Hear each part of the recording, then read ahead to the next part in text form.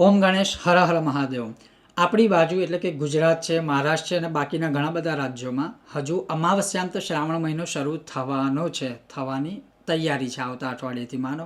અને એમાં એક સરસ મજાનું વ્રત છે. જો તમે કોઈ પણ આ વ્રત કરવા માંગો તો કરી શકો છો. ને હું એના જે શાસ્ત્રમાં લખેલું છે એ જ હું તમને શ્રવણ કરાવીશ, જે શંકર ભગવાને સનત કુમારોને શ્રાવણ મહિનાની કથામાં શ્રવણ કરાવ્યું હતું. એ જ હું તમને આજે સત્સંગ કરાવીશ. જો તમને આ વિષય વિડીયો પસંદ આવે, લાઇક કરજો, શેર કરજો. ચેનલ પર નવા હોય તો સબસ્ક્રાઈબ કરવાનું ભૂલતા નહીં. તો ચાલો સત્સંગ શરૂ કરીએ.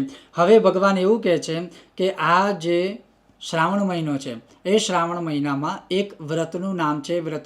વ્રતનું નામ છે રુદ્રવર્તી અથવા તો રુદ્રબત્તી, હિન્દીમાં એવું કે, પણ ગુજરાતીમાં આપણે કહીએ તો શિવ ભગવાનને દીવાઓનું દાન કરવું કે દીવડાઓનું દાન કરવું, એનું વ્રત. હવે આ વ્રત શું છે?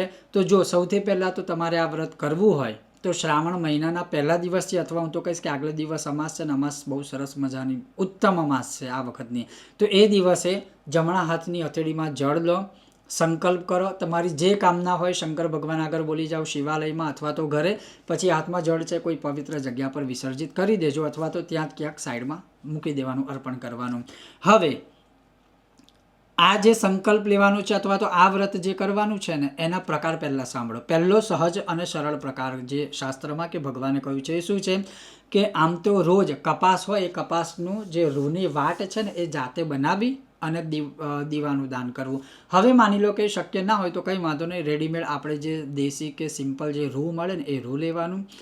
હવે એમાં પહેલો પ્રકાર છે 11-11, એટલે કે 11×2 = 22, અથવા તો 11 દીવડાઓનો એક દીવો ને 11 દીવડાઓનો બીજો દીવો, અથવા તો તમે 11×22 માટીના કોડિયા લઈ અને એક એક દીવો બનાવો. સહજ ભાષામાં કહું કે 11 દીવડા એટલે 11 દીવા લેવાના, માટીના કોડિયા, એમાં વાટ એટલે કે ઊભી કે આડી કોઈ પણ વાટ ચાલશે, અને એમાં ગાય માતાનું ઘી, એટલે 11 દીવા થયા. તમે 11 દીવાથી વિશેષમાં આગળ જાઓ તો અહીંયા 11-11 કહ્યું છે, એટલે આપણે 22 ગણીને પણ ચાલીએ તોય ચાલે ને 11-11 ગણશો તોય ચાલશે, કોઈ પ્રોબ્લેમ નથી. એટલે રોજ 11 દીવા શિવજીની સામે કરવાના. આ પહેલો પ્રકાર થયો. બીજો પ્રકાર થયો રોજ 22 દીવા કરવાના શિવજીની સામે, એ બીજો પ્રકાર થયો.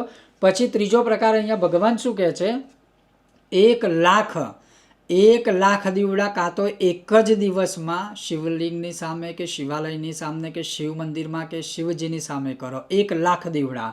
પછી શું કહ્યું છે કે એવું ના થાય ને તો રોજ આખો શ્રાવણ મહિનો રોજ 1,000 દીવડા કરવાના શિવાલયમાં કે શિવાલયની સામે. અને છેલ્લા દિવસે શ્રાવણ મહિનાનો છેલ્લા દિવસ એટલે શ્રાવણ મહિનાની અમાસે 71,000 દીવા કરવા, અથવા 71,000 દીવાથી આરતી કરવી, એવું અહીંયા લખ્યું છે.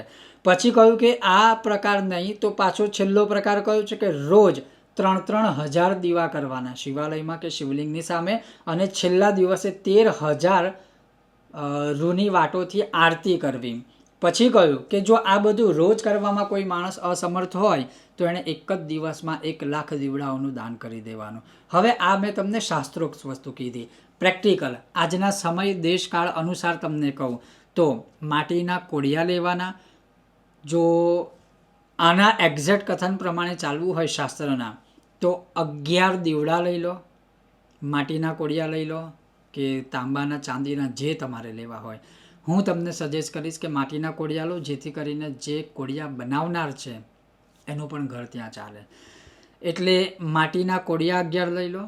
ગાય માતાનું ઘી લેશો તો જ્યાંથી ઘી લાવશો એને પણ ફાયદો થશે, રૂ જ્યાંથી લાવશો એને પણ ફાયદો થશે.